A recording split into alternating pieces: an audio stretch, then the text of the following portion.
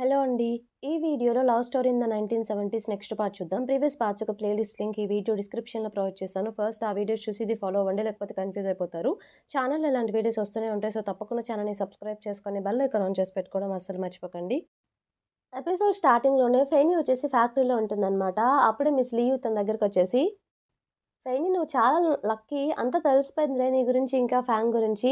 Chief వాంగ్ అంతా మాతో చెప్పారు అన్నట్టు చెప్తూ ఉంటుంది. ఇంతలో ఇంకొక ఆవిడొచ్చేసి మా ఫ్యాక్టరీలో ఇవిచ్చారు. పెద్ద సైజువి. ఇవి తీసుకో నీ దగ్గర పెట్టుకో అని చెప్పేసి ఫెయినీకిస్తారు. పర్లేదు తీసుకో న్యూగా మ్యారేజ్ అయింది కదా! అని బలవంతం చేస్తారనమాట. ఆల్ ది బెస్ట్ అని చెప్పేసి ఇద్దరు వెళ్ళిపోతారు. ఇంతలో అక్కడికి చీఫ్ వాంగ్ వస్తుంది. వాంగ్ వచ్చేసి డార్క్ సర్కిల్స్ ఉంటాయి తనకి. అదేంటి ఏమైంది అని అడిగితే, అదంతా నన్ను అడక్కు. దయచేసి మీ ఇద్దరు నైట్ అయితే సౌండ్ చేయొద్దు. నేను నిద్ర కూడా పోలేకపోతున్నాను అసల. రిక్వెస్ట్ చేస్తున్నాను. ఇంతకుముందు ఎలా అయితే క్వైట్‌గా ఉందో అలాగే ఉండండి ప్లీజ్ అని చెప్పి అని రిక్వెస్ట్ చేస్తుంది ఫెయినీని. ఆ మాట చెప్పేసి ఇక వెళ్ళిపోతుందనమాట. వెళ్ళిపోగానే ఇక అవి పాకెట్‌లో పెట్టేసుకుంటుంది ఫెయినీ. సో, ఫాంగ్ ఏం చేస్తాడంటే ఆహ్ సెకండ్ హ్యాండ్‌లో అమ్మే ఐటెమ్స్ ఉంటాయి కదా! అక్కడికి వెళ్తాడు. నార్మల్‌గా ఒక టెలివిజన్ కొందామని చెప్పి వెళ్తాడు. ఆ టెలివిజన్ చీఫ్ వాంగ్‌కిస్తే ఫెయినీ వాళ్ళ బ్రదర్‌కి జాబ్ ఇస్తా అని చెప్పి చెప్తుంది కదా! అందుకే టెలివిజన్ కొనడానికి వెళ్తాడు. అక్కడంతా చూస్తూ ఉంటాడు. బట్ టెలివిజన్ ఎక్కడా కనిపించదు. ఒకతను వాచ్ చూపిస్తే నాకు ఆల్రెడీ ఉంది అన్నట్టు చూయిస్తాడు. తర్వాతేమో ఇంకొకతను టార్టాయిస్ చూయిస్తే లేదు నేను ఇవి కొనడానికి రాలేదంటే మరేం కొనడానికొచ్చారంటే టెలివిజన్ అన్నట్టు చెప్తాడు. అవునా! నాతో రండి అన్నట్టు నన్ను ఫాలో అవ్వమని చెప్తాడు ఫ్యాంగ్‌తో. ఫ్రాంక్ అయినా టెలివిజన్ ఇతని దగ్గర ఎందుకుంటుంది? సర్లే ఫాలో అవ్వమన్నాడు కదా! ఫాలో అవుదామని ఫాలో అవుతాడు. అతను వాళ్ళ ఇంటికి తీసుకెళ్తాడు. అక్కడ లోపలికి వెళ్లి చూడగానే టెలివిజన్ కనిపిస్తుందనమాట. నిజంగానే నీ దగ్గర టెలివిజన్ ఉందా? అని చెప్పేసి వెంటనే దాని దగ్గరికి వెళ్లి చెక్ చేస్తాడనమాట. ఎనక చూస్తే అదంతా ఉత్తి డప్పా ఉంటుంది. ఉత్తి పైన లేయర్ ఒకటే ఉంటుందనమాట. స్క్రీన్ ఒకటే. ఎనక ఏమీ బిగించుండవు. ఏంటిది అంటే, ఇది టెలివిజనే పైదే ఉంది కప్పు నా దగ్గర. లోపల పార్ట్స్ అన్నీ ఇలా సెపరేట్‌గా ఉన్నాయి. ఇవన్నీ సెకండ్ హ్యాండ్‌లో నేను మంచివి కొన్నాను. కన్ఫర్మ్‌గా పనిచేస్తాయి. ఇవి గనక మనం ఫిక్స్ చేస్తే టెలివిజన్ రెడీ అయిపోయినట్టే అన్నట్టు తను చెప్తాడు. ఇంక ఎలా అయినా సరే తనకి టీవీ కావాలి కాబట్టి అది రిపేర్ చేద్దామని చెప్పి గట్టిగా ఫిక్స్ అవుతాడనమాట ఫాంగ్. ఆ రోజు నైట్ వచ్చేసి ఫైని తన కోసం వెయిట్ చేస్తూ ఉంటుంది. ఏంటబ్బా! ఇంకా ఇంటికి రాలేదని చెప్పేసి ఇంతలో రానే వస్తాడు. రాగానే తన క్లాత్స్ అంతా మురికిగా ఉండేసరికి "ఏమైంది? ఇవ్వు నేను వాష్ చేసుకొస్తా" అని చెప్పేసి వేసుకున్న షర్ట్ తీసుకువెళ్ళి వాష్ చేయడానికి వాష్‌రూమ్‌కి వెళ్తుందనమాట. అప్పుడే అక్కడ చీఫ్ వాంగ్ కూడా వాష్ చేసుకుంటూ ఉంటుంది తన బట్టలు. అప్పుడు ఎవరు ఉండరు ఆ టైంలో. సో, ఫైన్ క్వెషన్ అడుగుతుందనమాట. "ఆ టీవీ గురించి ఆలోచించావా?" అని చెప్పేసి. "ఆ! త్వరలోనే మీకు కన్ఫర్మ్‌గా కూపన్ నీకు తెచ్చిస్తాను" అన్నట్టు ఫెయినీ అంటుంది. "త్వరలో కాదు, హాఫ్ ఏ మంత్‌లో తను రిటైర్ అయిపోతుంది. నేను నిన్ను ఎక్కువ అడిగినట్టున్నాను. సర్లే మర్చిపో లైట్‌లే" అన్నట్టంటే, "లేదు లేదు నేను కన్ఫర్మ్‌గా తీసుకొస్తాను" అన్నట్టు ఫెయినీ అంటుంది. "బట్ నాకు ఎన్ని డేస్‌లో కరెక్ట్‌గా చెప్పాలి. లేకపోతే ఆ పొజిషన్ ఫిల్ అయిపోతుంది" అన్నట్టు చీఫ్ వాంగ్ చెప్తుందనమాట. ఇంతలో ఫాంగ్ అక్కడికొచ్చేసి 10 డేస్ అంతే. 10 డేస్‌లో మీ టీవీ మీకొస్తుంది. ఇదిగోండి కూపన్ అని చెప్పేసి కూపన్ ఇస్తాడు తనకి. ఒక్కసారిగా తను షాక్ అయిపోతుందనమాట. థాంక్ యూ సో మచ్ కన్ఫర్మ్‌గా ఆ పొజిషన్ నీ బ్రదర్‌కే ఇస్తాను. మీ బ్రదర్‌ని డాక్యుమెంట్స్ అన్ని రెడీ చేసుకోమని చెప్పు అని చెప్పి ఆ కూపన్ తీసుకొని సంతోషంగా తన ఇంటికి వెళ్తుందనమాట. అక్కడికి వెళ్ళిన తర్వాత వాళ్ళ హస్బెండ్‌కి ఇస్తుంది. చూడండి నేనేం సాధించాను అని చెప్పి. తన హస్బెండ్ అది చూసి వాటర్ పడగానే, తడి పడగానే అదంతా చెరిగిపోయేసరికి అది ఫేక్ కూపన్ అని చెప్పి అర్థమవుతుంది. ఒకసారి ఇట్రా ఇది ఫేక్ కూపన్ ఎవరు నీకిచ్చిందని చెప్పి తనతో చెప్తాడు చీఫ్ వాంగ్‌తో. చీఫ్ వాంగ్‌కిక సిట్యుయేషన్ అర్థమయ్యి అది ఫేక్ కూపన్ అని చెప్పేసి వెంటనే క్వెషన్ చేద్దామని చెప్పి వాళ్ళ ఫ్లాట్‌కి వెళ్తుందనమాట. ఏంటిది ఇలా చేశారని చెప్పేసి, అస్సలు అనుకోలేదు మీరిలా చేస్తారని చెప్పి అంటే, మన ఫ్యాంగ్ వచ్చేసి చెప్పడానికి ప్రయత్నిస్తూ ఉంటాడు. అది ఫేక్ కూపన్ అయ్యుండొచ్చు. బట్ నేనిచ్చిన మాట ఉంది కదా! 10 డేస్‌లో టీవీ వస్తుందని చెప్పి. అది మాత్రం నిజంగా మీకొస్తుందంటే, ఎలా వస్తది? కూపన్ లేకుండా టీవీ ఎలా ఇస్తారు? అసలు ఇది ఫేక్ కూపన్ అయితే నేను ఎక్స్‌చేంజ్ ఎలా చేయాలి దీన్ని అన్నట్టు తను గట్టిగా అడుగుతుంది. ఫ్యాంగ్ వచ్చేసి క్లియర్‌గా చెప్తాడనమాట. కూపన్‌తో పని లేదు. 10 డేస్ మాకు టైమ్ ఇవ్వండి. టీవీ రాకపోతే అప్పుడు అడగండి అన్నట్టు. ఫ్యాంగ్ చెప్పిన తర్వాత, సరే అని చెప్పేసి వన్ లాస్ట్ టైమ్ మిమ్మల్ని నమ్మాలనుకుంటున్నాను. 10 డేస్ టైమ్ అంతే మీకని చెప్పి తను చెప్పేసి ఇక తను వెళ్ళిపోతుంది డోరేసేసి.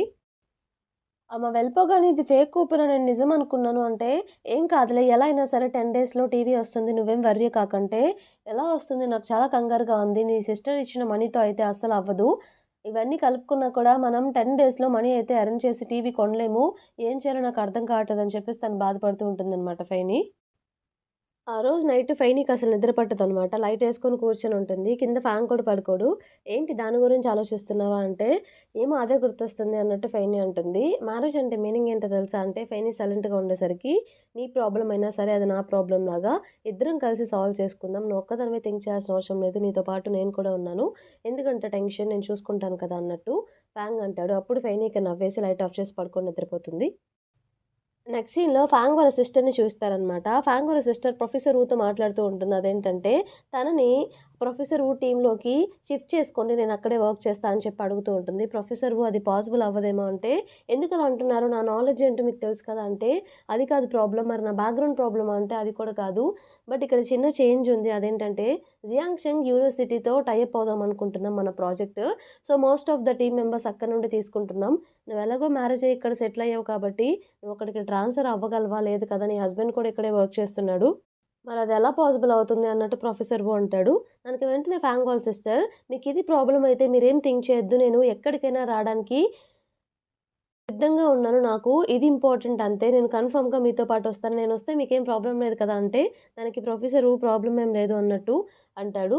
సరే అయితే ప్రాబ్లమ్ సాల్వ్ అయింది. బట్ అంతకన్నా ముందు నీ హస్బెండ్‌తో డిస్కస్ చెయ్యి. మరి నువ్వక్కడికి షిఫ్ట్ అవుతున్నావు అని చెప్పేసి రీఅలొకేట్ అవుతున్నావు అన్న విషయం కూడా అంటే, అది నేను చూసుకుంటాను. తప్పకుండా ఒప్పిస్తానన్నట్టు ఫాంగ్ వాళ్ళ సిస్టర్ అంటుంది. నెక్స్ట్ సీన్‌లో మనకి మిస్ సుగ్జు వాళ్ళ ఇంట్లో చూపిస్తారు. పక్కన ఈఫెంగ్ కూడా ఉంటాడు. మిస్ సుగ్జు వచ్చి మళ్ళీ లింగి రాసిన ఆర్టికల్ చదివి ఈఫెంగ్‌కి వినిపిస్తూ ఉంటుంది. చూడు తినెంత బాగా రాస్తుందని చెప్పేసి. ఈఫెంగ్ ఏమో ఏం పట్టనట్టుగా సైలెంట్‌గా ఉంటాడు. ఎందుకంటే తనకి లింగి అంటే అసలు నచ్చదు కాబట్టి. వింటున్నావా అంటే, "ఆహా! వింటున్నాలే" అన్నట్టు అంటాడు. అదే టైంలో లింగి కూడా వాళ్ళ ఇంట్లోనే ఉంటుంది కిచెన్‌లో. లింగి వచ్చేసి ఫిష్ కట్ చేస్తూ ఉంటుందనమాట. ఇంతలో మిస్ సుగ్జు లింగి దగ్గరికి వెళ్లి, "నీ ఏజ్ చాలా తక్కువ. అలాగే నువ్వు ఇంత తక్కువ టైంలో ఇంత బాగా ఆర్టికల్స్ రాస్తున్నావు. నీ నుండి చాలా నేర్చుకోవచ్చు" అని చెప్పి మిస్ సుగ్జు వచ్చేసి లింగిని పొగుడుతూ ఉంటుందనమాట. కావాలని చెప్పి ఈఫెంగ్ ముందు. ఎలా అయినా తనని కోడలుగా తెచ్చుకోవాలని చెప్పి అనుకుంటుంది. బట్ ఈఫెంగ్ ఏమో ఏం పట్టించుకోడనమాట. "నువ్వు ఏ బుక్ చదువుతావో అది ఈఫెంగ్‌కి కూడా రికమెండ్ చెయ్యి ప్లీజ్" అంటే, "తప్పకుండా ఆంటీ" అని చెప్పి ఈఫెంగ్ తోటి, "నేను యూనివర్సిటీ లైబ్రరీ నుండి నీకు కొన్ని బుక్స్ తీసుకొస్తాను. అవి కూడా నువ్వు చదువుకో. నువ్వు కూడా మంచిగా నాలెడ్జ్ గెయిన్ చేసుకోవచ్చు" అన్నట్టు లింగి చెప్తుంది. ఈఫెంగ్ అప్పుడు కూడా రియాక్ట్ అవ్వడనమాట. వాళ్ళ అమ్మగారు అరిచేసరికి, "ఆ! సరేలే" అన్నట్టు అంటాడు. నెక్స్ట్ సీన్‌లో లిన్‌మేయిని అలాగే మన ఫైని వాళ్ళ బ్రదర్‌ని చూపిస్తూ ఉంటారనమాట. సో, ఫైనల్లీ మిల్క్ స్టేషన్‌లో తనకొక టెంపరరీ జాబ్ దొరికింది కదా! బట్ తినేమో ఇలా చెప్తూ ఉంటుంది. "మరి అక్కడిచ్చారా జాబు? అయినా కూడా ఇది టెంపరరీ అని చెప్పేసి మా ఇంట్లో చెప్పుకో" అని చెప్పి లిన్‌మేయి అంటూ ఉంటుంది. "పర్మనెంట్ లాగే మాట్లాడు" అంటే, "ఆ! సరేలే" అంటాడు. వీళ్ళిద్దరూ అక్కడికి వెళ్లి చూస్తే వాళ్ళ పేరెంట్స్ ఏం పట్టించుకోనట్టుంటారు. "నేను చెప్పాను కదా! నా బాయ్ ఫ్రెండ్‌ని తీసుకొస్తున్నా" అని చెప్పేసి. "ఏంటి ఇంత సింపుల్‌గా నూడిల్స్ కుక్ చేశారంటే" డైలీ రిచ్‌గా తినాలంటే మనమేం రిచ్ ఫ్యామిలీ నుండి రాలేదు అన్నట్టు వాళ్ళంటారు.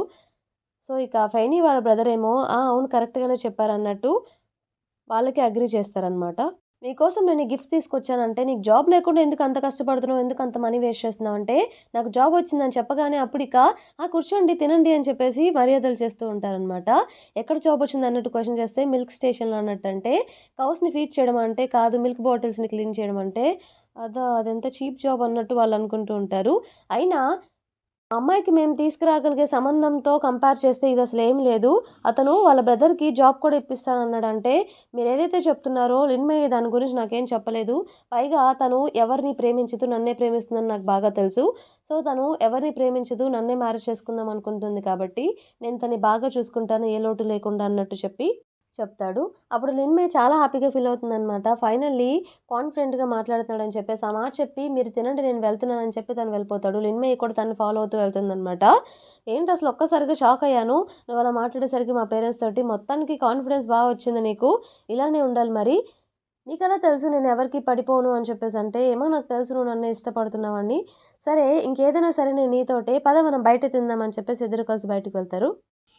నెక్స్ట్ సీన్‌లో ఫైని వచ్చేసి వాటర్ పట్టుకుంటూ ఒకటి థింక్ చేస్తూ ఉంటుందనమాట. బిఫోర్ మిస్ లియూని అడిగిన మిస్ లియూకి తనకి మధ్య జరిగిన కన్వర్జేషన్. తనేం చేసిందంటే మనీ సరిపోలేదని చెప్పేసి లియూని కొంత అప్పు ఇవ్వగలరా అని చెప్పేసి అడిగితే, "నీకు తెలుసు కదా! మేము 2 ఎల్డర్స్‌ని, 2 చిల్డ్రన్స్‌ని చూసుకుంటున్నాం. నా హస్బెండ్ ఇంకా నా సాలరీ కలిపితే ఎక్స్‌పెన్సెస్‌కి కూడా సరిపోవు. మేము సేవ్ చేయడం అనేది ఇంపాసిబుల్ అసల. సో, నేనివ్వలేను. సారీ ఏమనుకోకు. నీకంత అర్జెంట్ అయితే ఈఫెంగ్‌ని అడగొచ్చు కదా! తనకేం బర్డెన్ లేదు. ప్రెజెంట్ సింగిలే కాబట్టి కన్ఫర్మ్‌గా తన దగ్గర మనీ ఉంటాయి. అలాగే మీ ఇద్దరు ఇంతకుముందు డేట్ చేసుకున్నారు కదా! కన్ఫర్మ్‌గా తను నీకు హెల్ప్ చేస్తాడు" అంటే, "ఓకే. Thank you. నేను వేరే వే ఏదైనా చూసుకుంటానులే" అన్నట్టు తను మిస్ లియూతో చెప్తుంది. ఇంతటితో మనకి ఈ పార్ట్ కంప్లీట్ అయిపోతుంది. ఈ పార్ట్ మీకు నచ్చిందని చెప్పేసి అనుకుంటున్నాను. నచ్చితే తప్పకుండా ఛానల్‌ని సబ్స్క్రైబ్ చేయండి. అలాగే వీడియోని లైక్ చేయండి. Thank you for watching.